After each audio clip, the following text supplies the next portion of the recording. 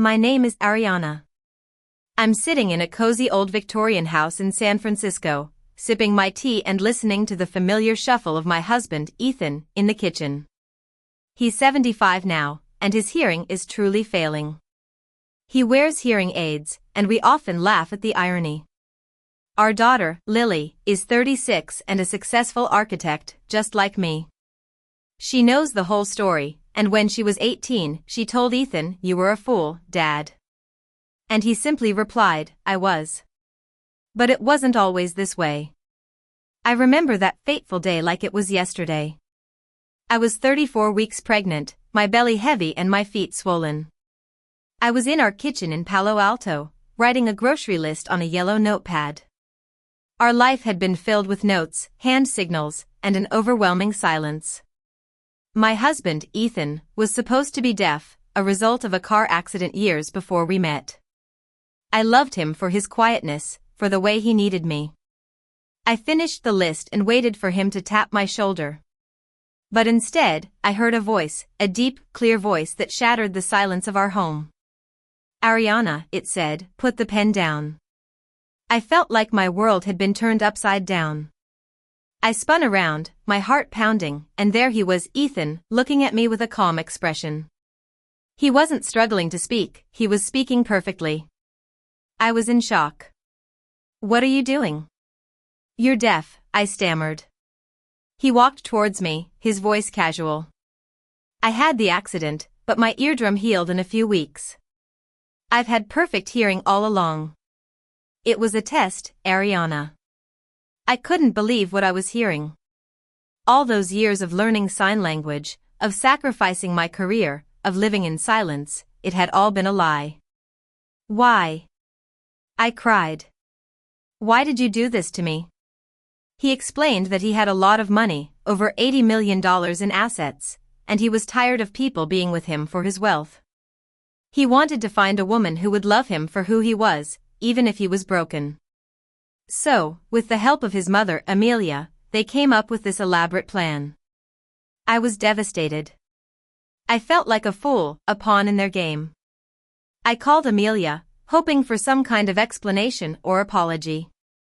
But instead, she said it was necessary to protect Ethan's wealth and to ensure I was committed to him.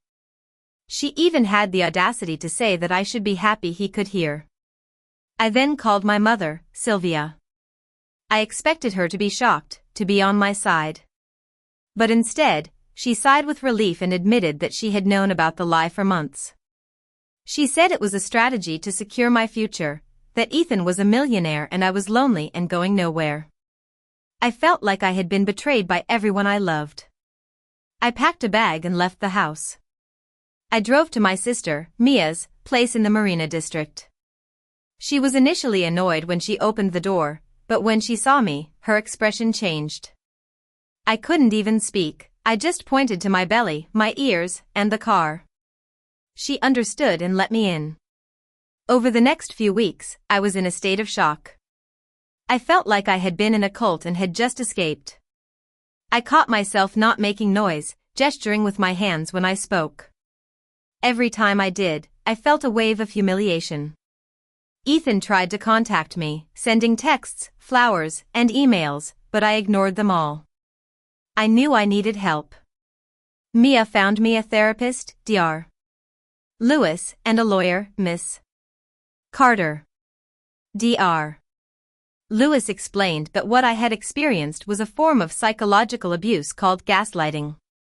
She said Ethan had constructed a false reality and made me an actor in a play I didn't know I was in. I decided to see Ethan in a therapy session. He came in wearing a suit, looking tired. When Dr. Lewis asked him why he had lied to me for so long, he said he was protecting us. He said he was afraid I would leave if I knew he was just a normal guy. I told him I wouldn't go back to the way things were. I said we could start over or divorce, but if we started over, there had to be total honesty, no more tests, and no more involvement from our mothers. He agreed. My water broke at 3 a.m. I was alone in my small apartment. I called Mia, and she came right away. We drove to the hospital and I texted Ethan. He met us there, looking terrified. The labor was excruciating. I was in so much pain, and I hated Ethan for what he had done to me. But as I was struggling, he took my hand and spoke to me in a calm, steady voice. His voice, the same voice that had been the weapon of his betrayal, became my anchor. He talked me through every contraction, and finally, at 6:12 a.m. Lily was born. Seeing Ethan hold Lily softened something in me. It wasn't forgiveness, but it was a start. We didn't move back in together right away. I stayed in my apartment for a year, and Ethan visited every day. We slowly learned to have conversations, to get to know each other. It took 2 more years of therapy and radical honesty. We had our fights, but we also grew closer. Eventually, we moved into this old Victorian house, a place full of noise and life. Looking back, I realized that I could have walked away.